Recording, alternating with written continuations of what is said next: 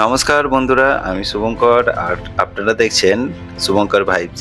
যারা ফেসবুক থেকে ভিডিওটি দেখছেন তারা অবশ্যই ফলো করে দিন, আর যারা ইউটিউব থেকে দেখছেন তারা ভিডিওটি লাইক, কমেন্ট, শেয়ার করার পাশাপাশি চ্যানেলটি সাবস্ক্রাইব করে বেল আইকনটি প্রেস করে রাখুন।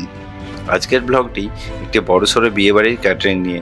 আজ একই সঙ্গে ছিল বিয়ে আর রিসেপশনের আয়োজন। প্রায় 800 থেকে 900 জন অতিথির জন্য ছিল বিশাল আয়োজন হচ্ছিল। ইন্ট্রো দেখেই নিশ্চয়ই বুঝে গেছেন আজকের ভিডিওতে কি কি দেখতে চলেছেন। তাহলে আর দেরি না করে শুরু করা যাক।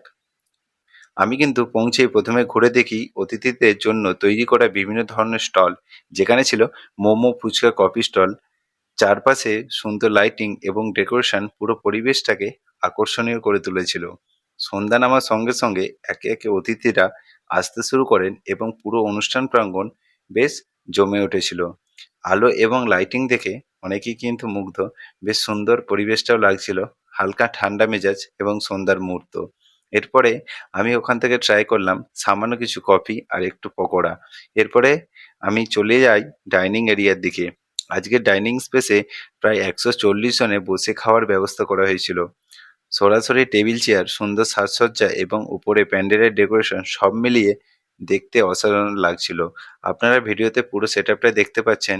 এরপর আমি চলে যাই অনুষ্ঠানের সবচেয়ে গুরুত্বপূর্ণ জায়গায়, অর্থাৎ রান্নাঘরে, যেখানে ঢুকেই দেখি জোর কদমে কাজ চলছে। ফিশ কাটলেট তৈরি একদম শেষ মুহূর্তে চলে এসেছিল।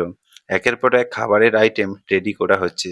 বড় বড় অনুষ্ঠানে প্রতিটি খাবারের ফ্রেশ এবং গরম পরিবেশন করার জন্যই ব্যস্ত ছিল নিজেদের কাজে। সবচেয়ে বেশি নজর কাড়ছিল রুমালি রুটি তৈরির দক্ষ কারিগর হাতে মুহূর্তের মধ্যে তৈরি হচ্ছিল পাতলা নরম রুমালি রুটি। অতিথিরাও বেশ আগ্রহ নিয়ে মাঝে মধ্যে কাউন্টার দেখতে আসছিল। এদিকে রান্নাঘরে একের পর এক খাবার প্রস্তুত হচ্ছে, আর অন্যদিকে আমাদের ক্যাটারিং এর টিম সার্ভিসের জন্য সম্পূর্ণ প্রস্তুত। সকলের মধ্যে ছিল দারুণ সময় এবং কাজের প্রতি নিষ্ঠা। এত বড় আয়োজন সফলভাবে সম্পন্ন করার জন্য প্রত্যেকে নিজের দায়িত্ব খুব সুন্দরভাবে পালন করেছিল।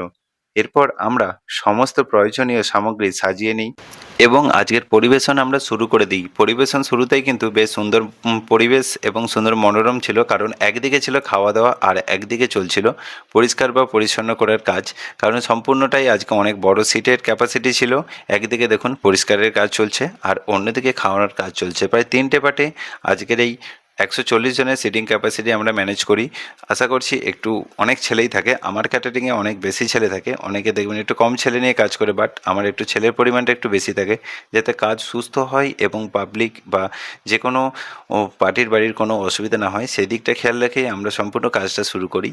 তো এইখানে কিন্তু সন্দেশের আইটেমটা দেখিয়ে দিলাম হালকা করে।